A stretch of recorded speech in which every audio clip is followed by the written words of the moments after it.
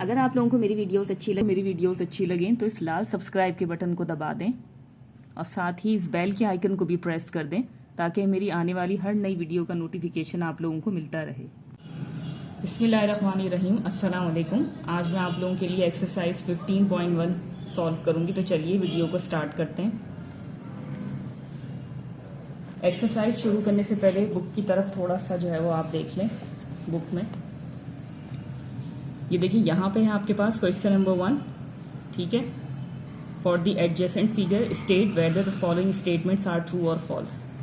थोड़ा सा मैं इस क्वेश्चन को जो है वो वर्बली सॉल्व करवाऊंगी आपको, बट उससे पहले जो है वो थोड़ा सा एक्सप्लेनेशन देना चाहूंगी यहाँ पर मैं। देखिए, सवाल को गौर से देखिएगा। इस क्वेश्चन नंबर 1 के आपके पास जो है वो टोटल 10 पार्ट्स हैं, ठीक है। और यहाँ पे आपके पास हर पार्ट में कुछ यहाँ पे आपके पास जो है वो डिफरेंट आपको नजर आ रहा होगा सवाल, ठीक है। जैसे सपोज यहाँ पे लिखा हुआ है sine beta, cos beta, tangent beta, cot alpha, ठीक है। इस तरीके से आपको जो है वो ये लिखा हुआ नजर आ रहा होगा। अब देखिए, ये sine, cos, tangent, cot, secant, ये सब क्या है, थोड़ा सा मैं आपको इस चीज के बारे में बता देती हूँ। ये सब जो है वो आपके पास ट्रिग्नोमेट्रिक रेशियोज कहलाते हैं, ठीक है। ये साइन, कॉस वगैरह ये सब आपके पास ट्रिग्नोमेट्रिक रेशियोज कहलाते हैं। और ये देखिए, यहाँ पर आपके पास एक फिगर बनी है सवाल में, ठीक है। ये एक ट्रायंगल आपको नजर आ रहा होगा यहाँ पे। बेसिकली देखिए, ट्रिग्नोमेट्री जो है वो मैथमेटिक्स की एक इंपॉर्टेंट ब्रांच है, ठीक है। और इस वर्ड ट्रिग्नोमेट्री का मतलब है मेजरमेंट ऑफ ट्रायंगल।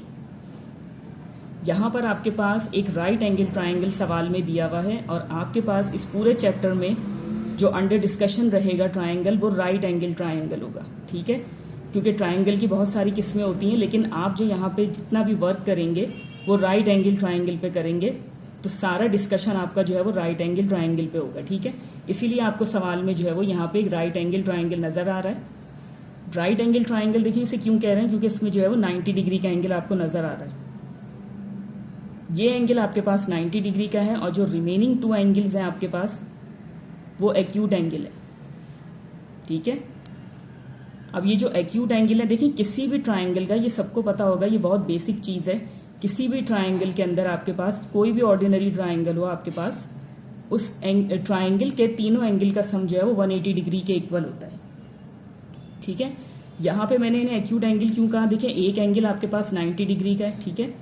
और जब तीनों एंगल आपके पास 180 डिग्री के इक्वल होंगे तो किस तरीके से होंगे, जब आपके पास ये एंगल सी 90 डिग्री का है, तो ये रिमेनिंग एंगल्स जो हैं आपके पास, इन दोनों का जब आप सम करेंगे तो वो भी 90 डिग्री के इक्वल होगा। तब कहीं जाके ये तीनों एंगल जो है वो 180 डिग्री के इक्वल होंगे। ये सिर्फ समझाने के लिए, इसका फिलहाल ताल्लुक इस सवाल से नहीं है, लेकिन आपको जो है वो इन चीज़ों को समझना बहुत ज़रूरी है। यहाँ पे देखिए, आपके पास ये जो एक्यूट एंगल आपको इस वक्त नजर आ रहा है एंगल बी पर। अब ये देखिए, ट्रिग्नोमेट्रिक रेशियोज क्या है, मैंने सवाल के स्टार्टिंग में आपसे कहा कि ये साइन, कॉस, टेंजेंट ये सब ट्रिग्नोमेट्रिक रेशियोज है। तो ये ट्रिग्नोमेट्रिक रेशियो है क्या, देखिए इस तरीके की राइट एंगल ट्रायंगल, ठीक है। उसमें यहाँ पे ये जो आपको एक्यूट एंगल नजर आ रहा है, for an acute angle for an acute angle, ये एक राइट एंगल ट्रायंगल है for an acute angle. Acute angle आपके पास ये जो यहाँ पे आपको नजर आ रहा है, इस एक्यूट एंगल के लिए आपके पास ये जो ऑपोजिट साइड्स हैं इसके, कहने का मतलब ये है आपके यहाँ पर एक्यूट एंगल के लिए आपके पास किसी भी 2 साइड्स का रेशियो, चाहे वो ये 2 साइड्स हों, चाहे वो ये 2 साइड्स हों, या ये 2 साइड्स, किसी भी 2 साइड का रेशियो जो है वो ट्रिग्नोमेट्रिक रेशियो कहलाता है, ठीक है। राइट एंगल ट्रायंगल के लिए, किसी भी राइट एंगल ट्रायंगल में फॉर एन एक्यूट एंगल किसी भी 2 साइड का रेशियो आपके पास ट्रिग्नोमेट्रिक रेशियो कहलाता है, ठीक है। अब इस राइट एंगल ट्रायंगल को मैं थोड़ा सा यहाँ पे एक राइट एंगल ट्रायंगल ड्रॉ करूंगी, तो थोड़ा इस चीज को समझिएगा, ठीक है। ये आ गया आपके पास 90 डिग्री का एंगल। इसको हम फिलहाल कोई भी जो है वो नाम दे देते हैं इस तरीके से। अब देखिए, जो लाइन ये 90 डिग्री का एंगल बना रही है वो आपके पास कहलाता है परपेंडिकुलर, ठीक है। और ये परपेंडिकुलर जहां स्टैंड करेगा वो लाइन आपके पास कहलाती है बेस, और इन दोनों एजेस को जो लाइन ज्वाइन करेगी वो आपके पास कहलाएगा हाइपोटेन्यूज, ठीक है। तो ये इस तरीके से आपने जो है वो चीज को जहन में रखना है।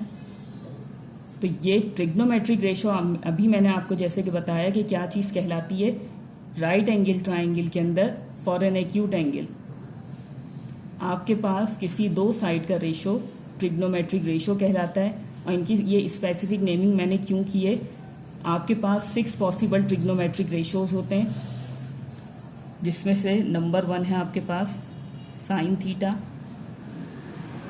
Cos theta, tangent theta, cotangent theta, secant theta and cosecant theta. ठीक है, इनकी भी आपके पास एक स्पेसिफिक वैल्यू होगी कि या आप दूसरे लफ्ज़ों में कह सकें कि ये किसके इक्वल होते हैं, हमें ये चीज़ बतानी है। जैसे देखें मैथमेटिक्स में अगर आप कुछ सवालों को अलजेब्रा में सॉल्व करते हैं तो हर सवाल के लिए आपके पास जो है वो कोई ना कोई जो है वो स्पेसिफिक मेथड होता है, या आप जो है वो कोई फॉर्मूला लगा के उसको सॉल्व करते हैं। ठीक है, इसी तरीके से आप ये समझ लें कि यहाँ पर इसे भी यानी कि यहाँ पे जो साइन थीटा लिखा हुआ है आपके पास, इसकी भी एक स्पेसिफिक वैल्यू है। ठीक है, अब वो क्या चीज़ है, देखिए ये जो मैंने इनकी नेमिंग यहाँ पर की है, तो साइन थीटा आपके पास किसके इक्वल होगा, यानी कि ये जो आपने ट्रिग्नोमेट्रिक रेशो निकाला है ये किस चीज़ से मिलकर बनेगा, किन दो साइड से मिलकर बनेगा ये, तो ये बनेगा आपके पास परपेंडिकुलर अपॉन हाइपो। ठीक है, मैं थोड़ा सा इसको जो है वो शॉर्ट में कहूँगी, इसका बड़ा सा नाम है हाइपोटेन्यूज, तो मैं इसको यहाँ पर जो है वो हाइपो कहूँगी। ठीक है, अब देखें इसको जो है ना थोड़ा सा अगर आप इस चीज़ को देखें, मैं यहाँ पर आपको ये देखिए मैं इस तरीके से जो है वो लिख कर दिखा देती हूँ।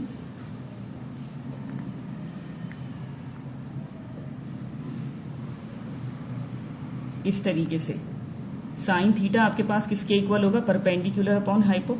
ठीक है, कॉस थीटा आपके पास होगा बेस अपॉन हाइपो, टेंजेंट आपके पास होगा परपेंडिकुलर अपॉन बेस। ठीक है, ये तीन आपने इस तरीके से जो है वो अपने जहन में इस चीज़ को बिठाना है कि कौन सी चीज़ या कौन सा रेशो किसके इक्वल है, किन दो साइड्स के इक्वल है कौन सा रेशो। ठीक है, नेक्स्ट आपके पास जो रिमेनिंग 3 रेशोज हैं वो किसके इक्वल होंगे, देखिए कॉट थीटा जो है वो टेंजेंट का रेसिप्रोकल होगा, मीन्स कि अगर ये परपेंडिकुलर अपॉन बेस है तो ये हो जाएगा base upon perpendicular.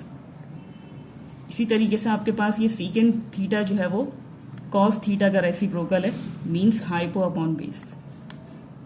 And cosecant theta आपके पास किसके इक्वल है, sine theta, that means hypo upon perpendicular. ठीक है, आप इसे इस तरीके से भी लिख के शो कर सकते हैं।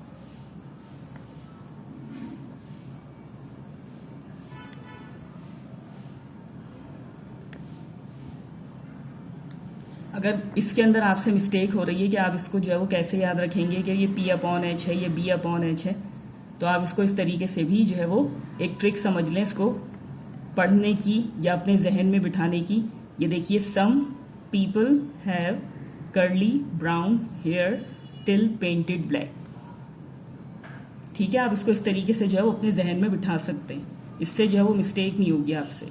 और बाकी आपकी मर्जी है, अगर आप इसको इसी तरीके से जो है वो अपने जहन में बिठा सकते हैं तो आप इसी तरीके से जो है वो उसको समझ लीजिएगा। ठीक है, तो चलिए क्वेश्चन नंबर 1 की तरफ चलते हैं। मैंने यहाँ पे ये सारी चीज़ें जो है वो आप लोगों के लिए क्यों लिखी हैं ये आपको समझ में आ जाएगा, क्योंकि सवाल जो है वो इसी से रिलेटेड है, तो थोड़ा सा मैंने इंट्रोडक्शन देना जो है वो ज़रूरी समझा।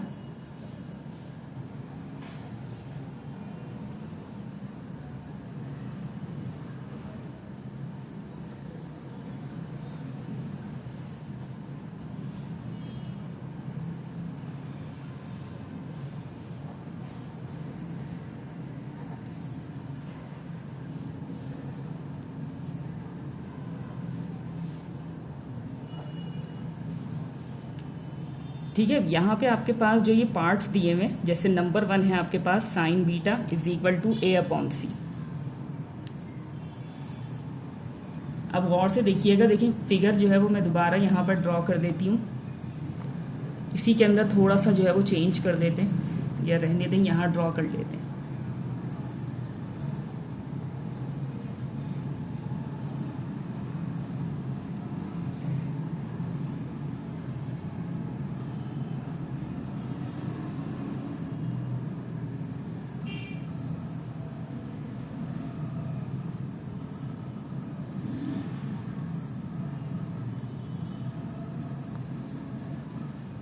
ठीक है, इस तरीके से ये ट्रायंगल मैंने ड्रॉ कर ली।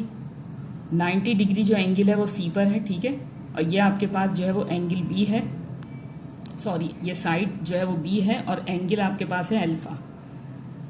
इसी तरीके से ये साइड ए है, यहाँ एंगल बना हुआ है एंगल बीटा।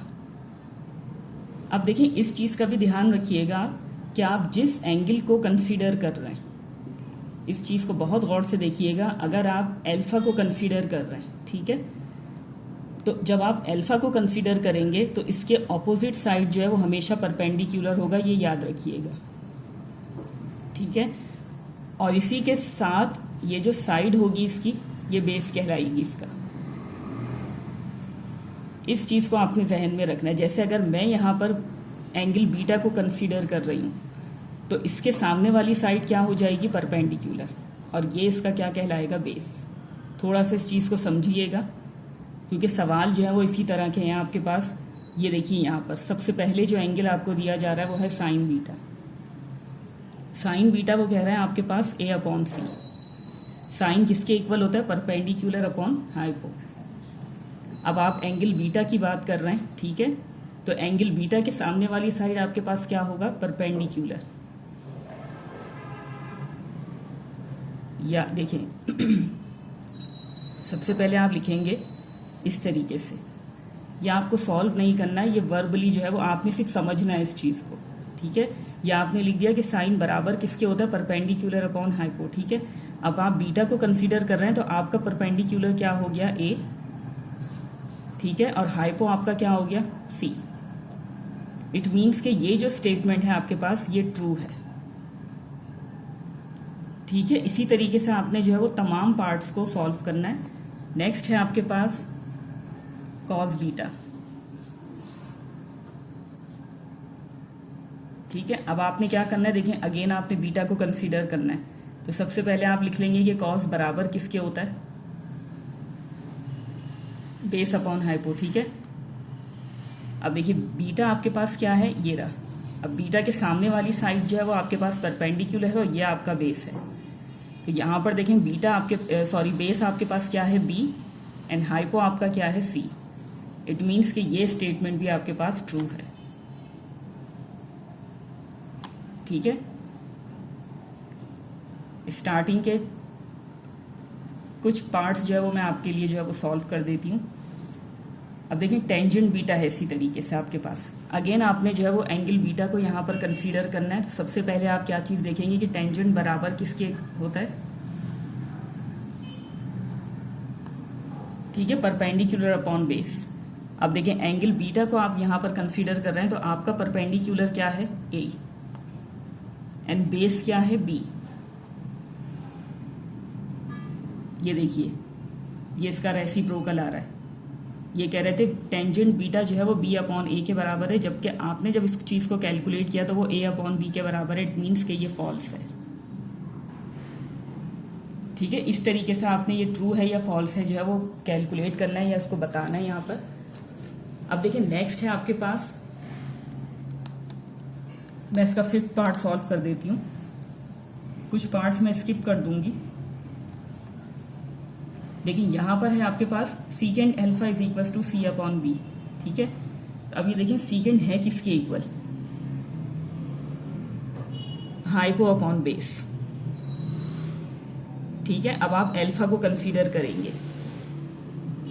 हाइपो आपके पास क्या है, यहाँ पर सी है, ठीक है, और बेस आपका क्या है, ए, ठीक है। और आपका देखिए यहाँ पर सवाल क्या था, सवाल में सी अपॉन बी, तो ये आ रहा है आपके पास सी अपॉन ए। तो ये चीज क्या हो जाएगी आपके पास, फॉल्स,